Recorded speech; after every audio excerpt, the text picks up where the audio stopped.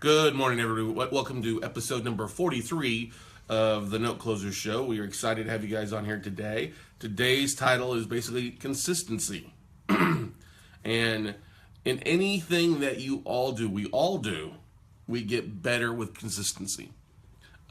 Whether it's breaking down assets, it's submitting offers, it's understanding exit strategies, it's raising capital. We get better with consistency, or I sure as heck hope you do get better with consistency. The same thing goes for marketing, all right? Same thing goes with sending an email blast out. The same thing goes about going to a REI club and networking there and going up and meeting strangers or meeting people. It's about going to events and understanding the best way to approach people there or the best way to strategize on to get the most and the biggest bang for your buck out of going to an event like the New Jersey Distress Expo that's taking place this weekend.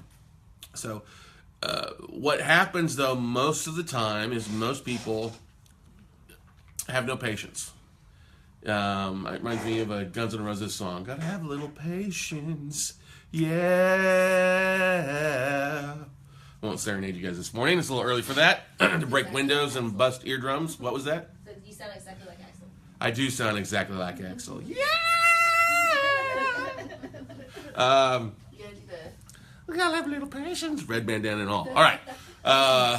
Red plaid shirt tied around the waist. All right. I've been to enough Guns N' Roses concerts to know that's how the ladies dress. But and I think a lot of people fail to realize that. Now, when you go start a new job, or what was probably the one that I'm trying to think back.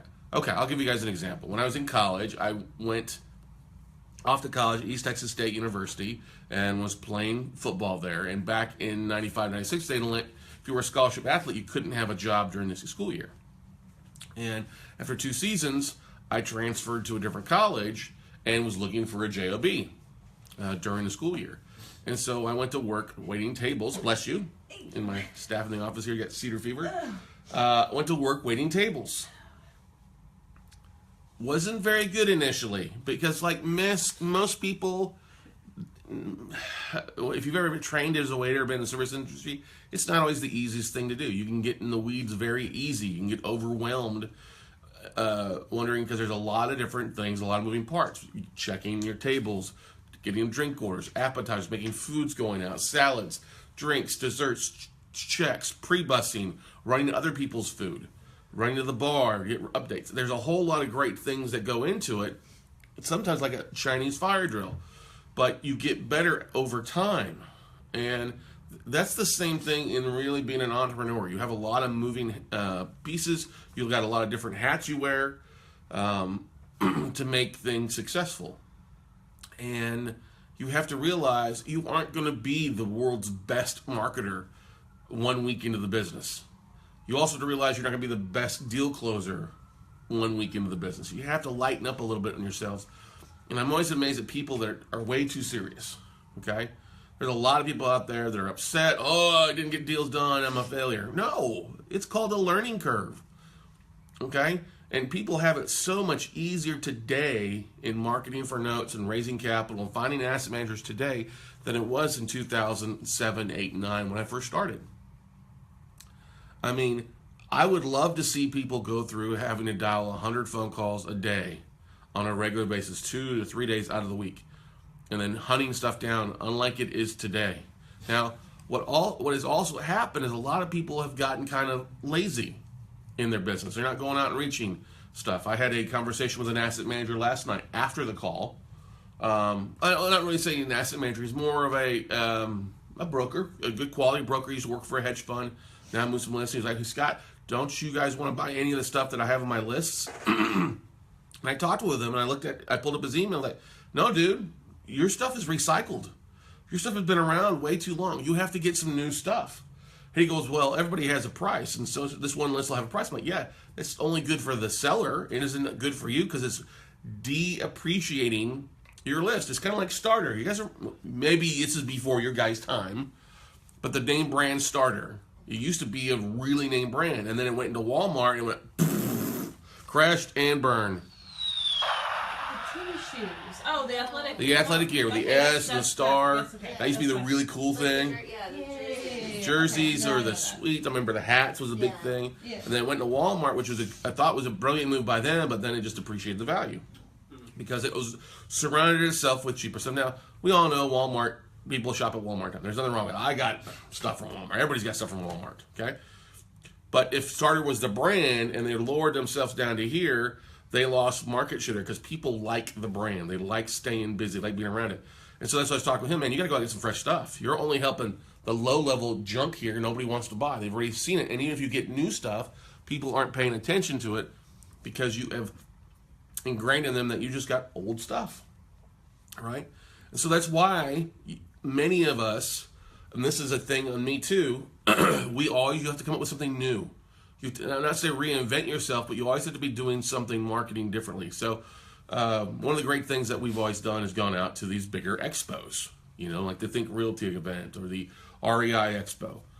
And we would use that as one of our focal pieces for the year when it comes to marketing and expanding our database.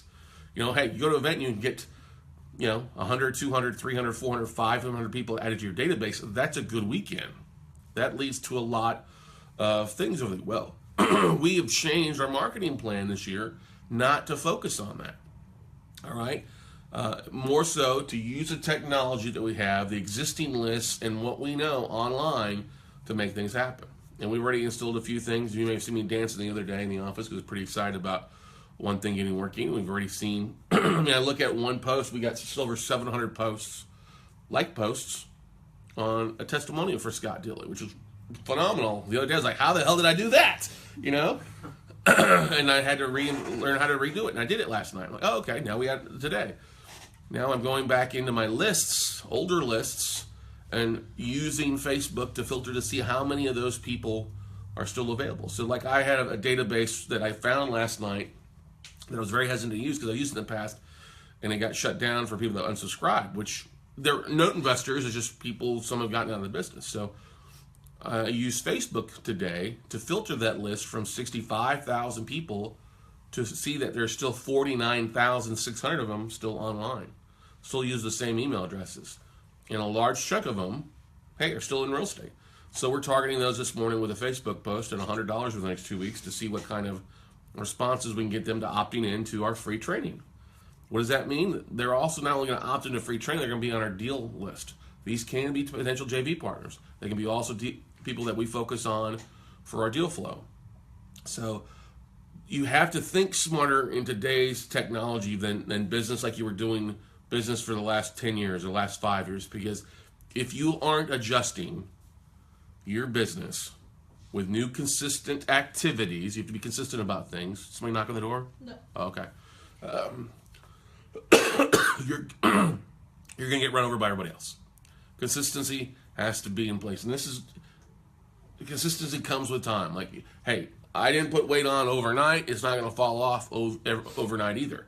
So I have to consistently go to the gym. I have to consistently eat better foods. I have to consistently get a good night's sleep. If you're not consistently doing something, you're probably feeling like crap, okay? And you're probably looking like crap, and your business and your personal life is looking like crap. All right? So my biggest thing for today's message is be consistent. If you've got 2 hours a day to do something in your business because you're working full-time, just be consistent. Get an email out once a week. Put a plan in action. A vanilla plan is better than something that's crazy all over the place. Because if you start off, hey, vanilla ain't bad. I think vanilla was the first ice cream flavor anyway. All right? Then you can add a little chocolate to it. A little strawberry to your message. Right? But build up the nuts and bolts, the skeleton of your business plan by doing things on a consistent basis. Emails, Facebook posts, blog posts, attending things.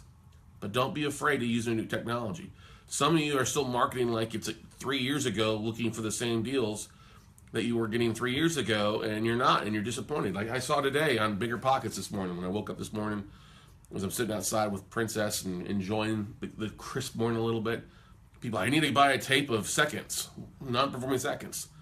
And I'm like, really? You're not going to find a lot of that stuff anymore. And this is nothing bashing second investors, but there's a lot of seconds investors that are running around acting like they're doing business when they haven't bought anything in months. All right? If you haven't bought anything in months, you're not really a note investor at that point. You're more a marketer or a pretender. Okay? So you either have to adjust your industry, adjust what you're doing, and move to something else. I had to do this with short sales. I did this with the mortgage industry years ago. I went from mortgages to buying, doing real estate and short sales, and then evolving that into the paper game. All right? And I still see people out there banging their heads, trying to do short sales and get things done, and that's great. If you can do short sales, my God, and the note business is easy for you. Okay? The note business is so much easier than dealing with toilets and tenants and rehabs and general contractors. Don't be wrong, you get some of that a little bit, but it's not near like it is if you're focused on it. All right, how do you find these deals? Well, you have to change what you're doing and start to build some consistency in that new arena. Okay? It doesn't happen overnight, but if you never focus on something new, your consistency at what you did do is going to drive you into the dirt because you're not going to evolve and not get any better. Does that make sense, everybody? Mm-hmm. So I want to thank everybody that joined us last night. We had the second highest attended Monday Note of the year, third highest RSVP list. Our consistency with that has grown over the last 2 years. I mean, it's 225 RSVP for it, and we ran at, what were my numbers on that? I'll share that with you guys here because I think it's an important thing. 225 registrants from last night, which is what I was hoping for, and our attendee list, we had 136. Out of that 136 or 225 RSVP, we had about 35 people that were brand new to it. That's awesome. 15% brand new people that RSVP'd for it, and that's always a great thing. We ran at rate basically an 85% attendance ratio the entire hour and 10 minutes. So we talked last night about KPIs on the webinar. I highly invite you to jump on Vimeo and go look at that video and watch it. Had some great information, great content for everybody. A lot of great feedback. People really enjoyed it. It's already uploaded there. Got it done. Our numbers up and running. We're off and running today. So today, hopefully, we will shoot this freaking tape in the head and have it filter down from 827 assets down to whatever is actually good. We've had, which happens, everybody. It happens when you got 4 people breaking down tapes. Some people do it a little bit differently. You highlight a little bit differently. Now we're cleaning together. We're in the home stretch, right? Oh. Yes. Thank God we're no longer looking at back taxes anymore, right, everybody? I'm ready. You ready to kill? But we'll get that uploaded to our base camp for our fast track students that just went through this last weekend, and then also our mastermind students. Actually, we don't want to upload the whole list. We got to break it down so it's digestible bites. Yes, please. Because we will be running around like a chicken with our head cut off trying to close down other stuff. So we're excited about that.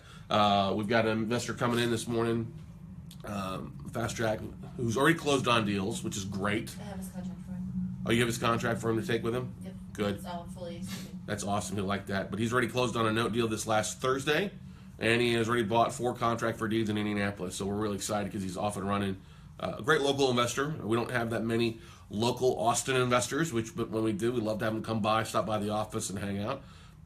Yes, last night we booked actually 2 speaking events.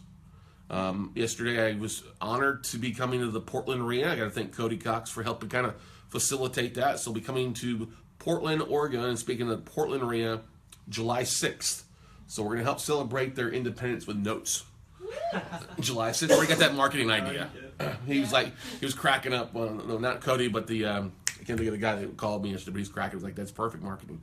And then also, I'll be back out in Houston, Texas, Thursday, February 9th, with the Prosperity Group, AC Ramos. Our buddy invited me to come back out and speak on whatever I wanted to, whether it was notes or marketing or a variety of the two. So we're excited about that. Next Monday night is it's not the next Monday Note, but is the Quest IRA All-Pro event. Yeah.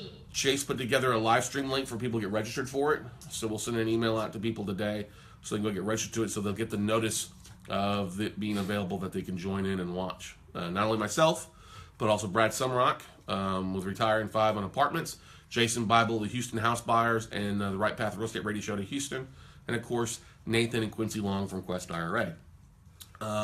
For those of you that are going to be at the New Jersey the third annual New Jersey Distressed Expo, I'd love for you to comment on here that you'll be there. I'm not going to have a booth. I'm basically running 2 panels and causing disruption and chaos with my noisemaker.